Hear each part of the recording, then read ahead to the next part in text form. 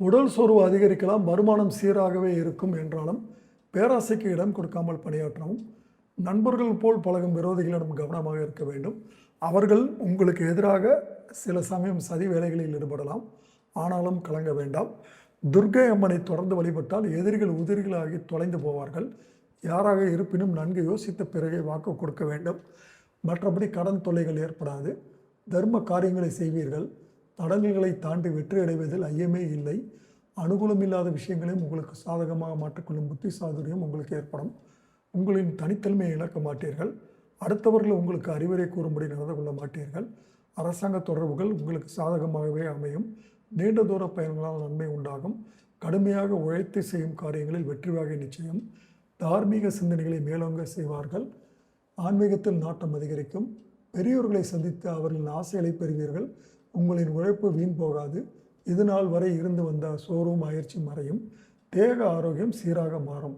குடும்பத்தில் மருத்துவ செலவுகள் குறையும். தாயார் வழியில் இருந்து வந்த மனஸ்தாபங்கள் மறைந்து சுமூகமான உறவு உண்டாகும். குடும்பத்திலும் உற்றார் உறவினர்களிடமும் உங்கள் செல்வாக்கு உயரும்.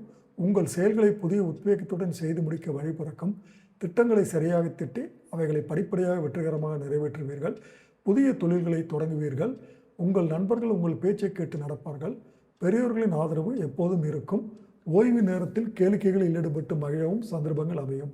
உத்தியோகஸ்தர்கள் பயணங்களால் அனுகூலமான திருப்பங்களை காண்பீர்கள். சிலர் விரும்பிய வெளியூருக்கு மாற்றலாகி செல்வீர்கள். மேலதிகாரிகள் சற்று பாராமுகமாகவே நடந்து கொண்டாலும் தொல்லைகளை கொடுக்க மாட்டார்கள். சக ஊழியர்கள் உங்களுக்கு பக்கபலமாக இருப்பார்கள். உரிய நேரத்தில் பதவி உயர்வு கிடைக்கும். சோம்பலுக்கு இடம் கொடுக்காமல் உங்கள் வேலைகளை திட்டமிட்டு செய்வது அவசியம். வியாபாரிகளுக்கு தொழிலில் இருந்த போட்டிகள் குறையும். லாபங்கள் அதிகரிக்கும். நண்பர்களையும் வாடிக்கையாளர்களும் அரவணைத்து சென்று வியாபாரத்தை விரிவுபடுத்துவீர்கள். கொடுக்கல் வாங்கலில் இருந்த தொய்வுகள் நீங்க மனதில் உற்சாகம் தோன்றும். அதே நேரம் வெளியில் கொடுத்திருந்த பணம் திரும்பவும் உங்கள் கைக்கு வந்து சேருவதில் தாமதம் ஏற்படும் என்பதால் புதிதாக யாருக்கும் கடன் கொடுக்க வேண்டாம். அரசியல்வாதிகளின் பணியாற்றும் திறன் அதிகரிக்கும். கட்சி மேலிடத்தால் உற்சாகப்படுத்தப்படுவீர்கள். கட்சியில் புதிய பொறுப்புகளை பெறுவீர்கள். உடல் ஆரோக்கியம் நன்றாக இருக்கும்.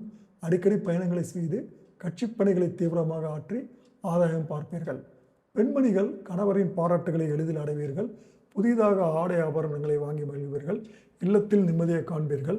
சுப காரியங்களில் கலந்து கொள்வீர்கள். உடல்நலத்தில் மற்றும் சற்று கவனமாக இருக்க வேண்டாம். மாணவர்கள் சக மாணவர்களின் ஒத்துழைப்பை பெறுவீர்கள். சக மாணவர்களிடம் அனாவசிய சண்டை சச்சரவுகளை வைத்துக் கொள்ள வேண்டாம். பரிகாரம் நவகிரக வழிபாடு மற்றும் செவ்வாய்க்கிழமைகளில் துர்க்கை அம்மன் வழிபாடு.